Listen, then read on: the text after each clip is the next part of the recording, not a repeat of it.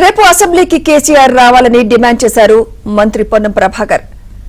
బీసీల కోసం పోరాడింది ఒక్క కాంగ్రెస్ మాత్రమేనన్నారు.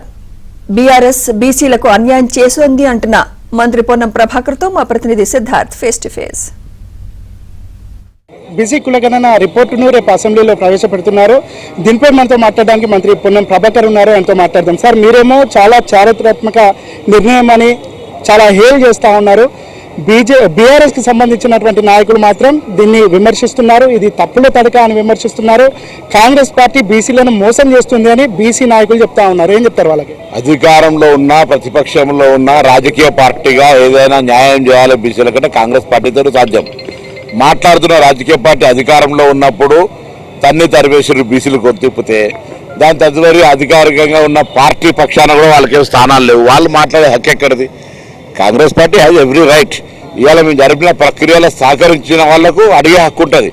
సహకరించకుండా కనీసం ఎన్రోల్మెంట్కి వచ్చినప్పుడు ఎన్రోలర్ వస్తే కూడా రెస్పాండ్ కానాలు ఏం మాట్లాడతారు? మేము డెఫినెట్లీ పారదర్శకంగా 1,00,000 మంది పైన ఉద్యోగస్తులను నియమించి ఇంటింటికి తిరిగి చేసినాము. కొంతమంది 1.5%, 2% మేము ఇయ్యం పో అన్నారు. ఏం చేస్తాం? అంతే తప్ప ప్రతి ఇంటికి వెళ్ళడం జరిగింది. కొంతమంది ఉద్యమకారులుగా భావించుకునేటువంటి వాళ్ళు ఈ డిమాండ్ అడిగిన వాళ్ళు సహకరించకపోతే ఎవరు తప్పది? వాళ్ళు ఇంతసేపు రాజకీయం చేసి కాంగ్రెస్ పార్టీ నిర్ణయం తప్పు పట్టాలని కూడా బ్యాక్వర్డ్ క్లాసెస్ మీద ఎఫెక్ట్ పడతలేదా? అందుకే వాళ్ళకి ఏమైనా బ్యాక్వర్డ్ క్లాసెస్ మీద చిత్తశుద్ధి ఉంటే ఈ నిర్ణయాన్ని స్వాగతించి రేపు సభలో కానీ లేదా మిగతా సందర్భాల్లో సరైన విధంగా అమలు జరిపే విధంగా మీ పార్టీ తరఫున డిమాండ్ చేయండి. కానీ మీరు ప్రక్రియను అవమానపరిచి తప్పు పడితే మొత్తం బీసీలను అవమానపరచడం జరుగుతుంది. రేపు అసెంబ్లీలో ఏ విధమైన స్ట్రాటజీ ప్లే చేయాలో అనే అంశం మీద కేటీఆర్ ఆ పార్టీకి సంబంధించినటువంటి బీసీ నాయకులకు దిశానిర్దేశం చేశారు. మీరు ఏ విధంగా వాళ్ళని కట్టడి చేయబోతున్నారు? అసలు మీ యాక్షన్ ప్లాన్ ఏంటి రేపు అసెంబ్లీలో? Originality there is no required any strategy.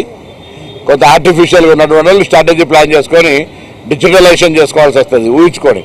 కాబట్టి ఏం లేదు, you are original, you will show our efficiency. Sir, అనేక సందర్భంలో కేసీఆర్ని అసెంబ్లీకి రావాలని పిలిచారు. రేపు కూడా ఒక చారిత్రాత్మక నిర్ణయం అమలు జరిగే రోజు. రేపు కూడా అసెంబ్లీకి కేసీఆర్ని రావాలని మీరు డిమాండ్ చేస్తున్నారు. అసలు వచ్చే అవకాశం ఉందా?